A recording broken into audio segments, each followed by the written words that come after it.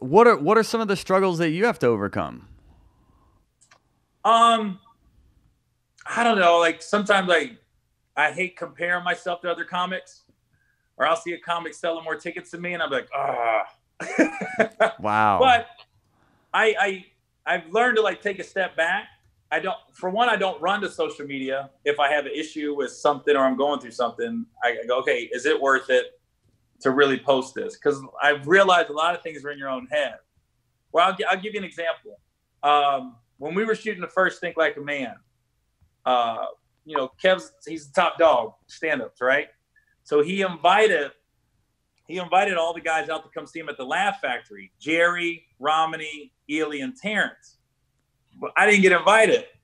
So we go to set Monday, and everybody's talking about last night at the Laugh Factory, and I'm going, what?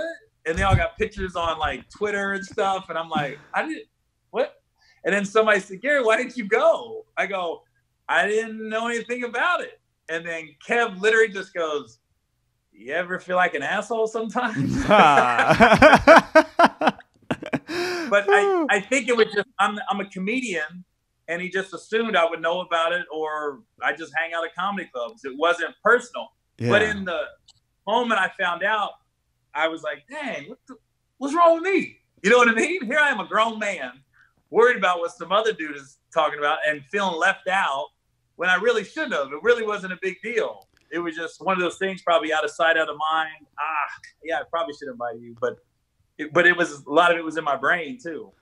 Yeah, I think that's good for comics to hear, though, that even someone at your level even has to deal with, all right, stop comparing myself to someone else. Or like, well, this isn't some conspiracy to hold me down. This was just circumstance. Like even someone at your level still has to remind themselves of those realities.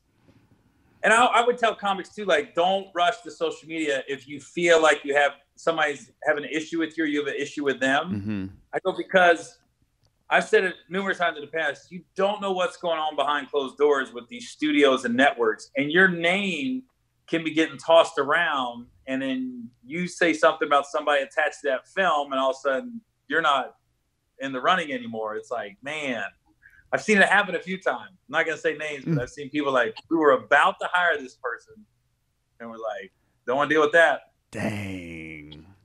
But even like you for Think Like a Man, didn't they cut you out of the movie poster? Weren't you like, they kind of that wasn't they kind of squeegeed you out of a few things? Is that?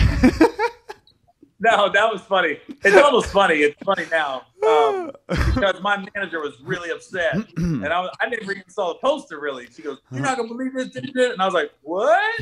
And then and so Will Packer, the producer, called me and said, "I heard you're upset." I go, I haven't even seen it. And then he goes, "Oh," he said, "Well, let me tell you the process we were doing. We wanted all couples, and then of course Kevin. We never really met your wife in the first one, so I wasn't tripping. Yeah, I really wasn't. It's almost like a joke now. Every time somebody posts it, I'll spice myself in, or I'll act like it bothers me. But in the end, you're in the movie. Nobody really remembers the poster. You're in the movie, right? Yeah. But and then honestly, my part was probably the smallest of all the guy characters, the core six, because you never got to see my relationship until the second one. Mm-hmm. So I was watching the movie, and I think I don't know why I timed it one time. I literally disappeared for 38 minutes of the film. Like, you timed it? You didn't see me. I don't know. I'm bored. I get bored. I go, okay, I haven't been on a while. And I was like, on my DVR, and I go, there was like a 38-minute pocket there. I wasn't in a movie. Hilarious. You get bored, man.